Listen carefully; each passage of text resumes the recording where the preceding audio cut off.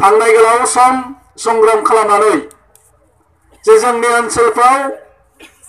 जोंनि थासारिफ्रा मोजां नङामोन जों जुरुला जादों जोङो मोजाङै खबसे ओंखाम बोथिसेखौ मोनजायाखै जोंनि गथ' गथायखौ मोजां शिक्षा दीक्षा होनो हायाखै नाथायबा थांनाय 2027 मायथाइयाव बिटिआर एकर्ड जानाय लोगो लोगोनो जोंनि गेजेराव मोनसे बार बारदों गोजोननाय बार नङा होमबा आरो बेजोंनो जों आसा खालामनो हायो जिहेतु जोंनि ओनसोलाव थांनाय गोलाव सम संग्राम खालामनायाव जे जों जेबो मोनदिया 17 बोसोर हाग्रामा महिलानो जेबो होदिया बेफोरखौ जोङो आं सानदोङो जों बिटिसि सरकारा बुंदों प्रमद बर' बिथाङा बुंदों 5 बोसोराव हाग्रामा महिलाया जे 17 बोसोराव मावाखै जों मावनानै देखायगोन रायजो राजाफोर जों मावनानै देखायगोन रायजोफोर नोंथांमोना जोंखौ सरकाराव खामानि मावनो सुजुग होदों आरो खाबु होदों बेनिखायनो आं बुंगोन जोङो मोनसेबो रावबो रायजो राजाखौ जों अननाय खालामनाय नङा जों जा मावगोन रायजो राजाखौ लानानै मावगोन जों जा सानगोन नोंथांमोनखौ लानानै सानगोन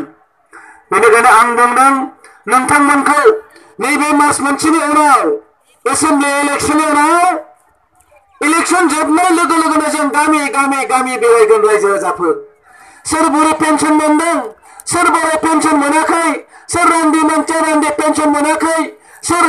गरिब मानसिया न' मोनाखै अबेला न' जायाखै सोरहा गय गायनो जायगा दं सोरहा फुख्रि जावनो जायगा दं अबे बान्दोआ जायाखै बेफोरखौ गासैबो रायजो राजानाव गिदिंनानै जोंनि बिसिडिसि चेयारमेन जोंनि बिसिडिसि मेम्बार जोंनि टिसिएलसि चेयारमेन बै दैदेनगिरिफोरखौ लानानै जों गामि गामि बेरायगोन रायजो राजाफोर गामि गामि সম্মানীয় ৰাইজসকল যে 17 বছৰত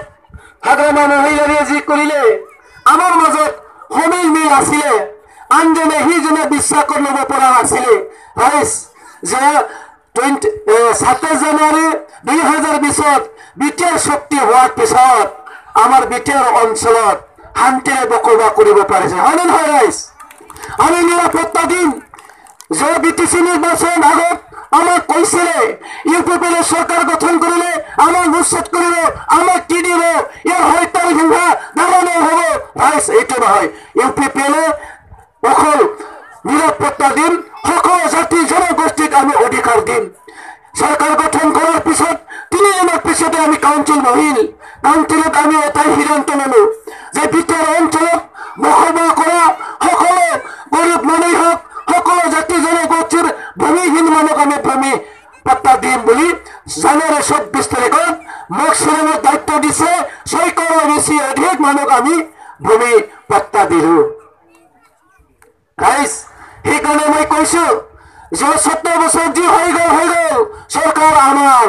আজিৰ পৰা আমাৰ মতে চলিব লাগিব অফিচাৰে হওক বিডিও হওক পিডব্লিউডি ইঞ্জিনিয়াৰে হওক সেক্রেটারি হওক আমার মতে চলিব লাগিব নমান্ডা রাইজেফোর जोंनि मते सोलिनांगोन जुदि जोंनि मते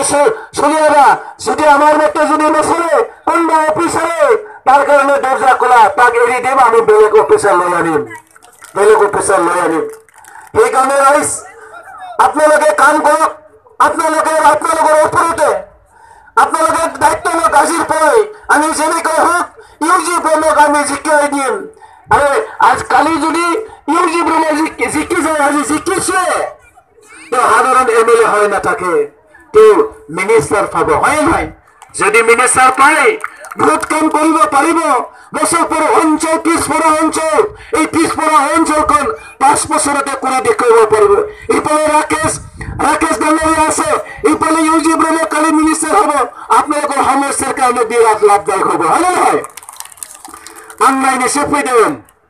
जों माबोरै ज' जाजोब्बाय थारमाने ओइबार नांगालखौ एकदम बिदाय होनो नागिरदों आं बेनिखायनो सापागुरियाव मा जानानै दं थौले थांनो होननानै लोगोफोरखौ लानानै फैदों आं मोजां मोनदों सापागुरिजों फैनायाव नोंथांमोनखौ लानानै बिराद मोजां मोनदों आङो मोजां नांदों थारमाने दा जोंहा साननांगौआ मा जों जे जाबाय नङा होमबा बै गथ' गथायनि जिबनखौ जों साननांगोन बे जुगा ओरैबायदि जुग नङा होमबा कम्पिटिसन जुग नेट जुग अब्ला जों मा खालामो जोंनि गथ' गथायखौ लेखा फोरोंनांगोन नङा होमबा लेखा फोरोंनांगोन मोजाङै जोंथ' सानाना जों जाबाय जाबाय आंनि गथ'आबो दाना थाथों आंनि गथ'आबो खामानि सोरनावबा मावथों हाजिरा मुजिरा मावना जाथों जों रावबो साना जों सानो जों सिमां नुयो मा नुयो आं जाबाय जाबाय आंनि गथ'खौ आं बिदि खालामा लेखा फोरोंगोन डक्टर जाथों इन्जिनियार जाथों मास्टार जाथों मोनफा मोनफा सिमां नुयो नाथायबा जों मजबुत नङा जोंनि आखाया मजबुत नङा दिनै बे हितेश बसुमतारिनो नोंथांमोना एमएलएआ थांनाय 5 बोसोराव मा मावदों नङा होमबा बे हाग्रामा महरै खबर लाफैदों नामा जोंनि ओनसोलाव हाबफैदों नामा सोर ओंखाम खबरसे मोनजायाखै सोर बुरै पेन्सन मोनाखै सोर रान्दि पेन्सन मोनाखै सोरबा गथ' एडमिसन लानो मोनदोंना मोनाखै खबर लाफायाखै 17 बोसोर सरकार सालायनानै जोंनि गेजेराव जोंखौ गादबदों सुसिदों नासय जादों दायित्वथ' दंमोन ना बेनिखायनो मानगोनां रायजो राजाफोर जों सोलायनांगोन আমাক পরিবর্তন লাগে সেইকাৰণে রাইজ বিটিসি আমি তিনিওটা দল লোক লাগে সরকার গঠন করিল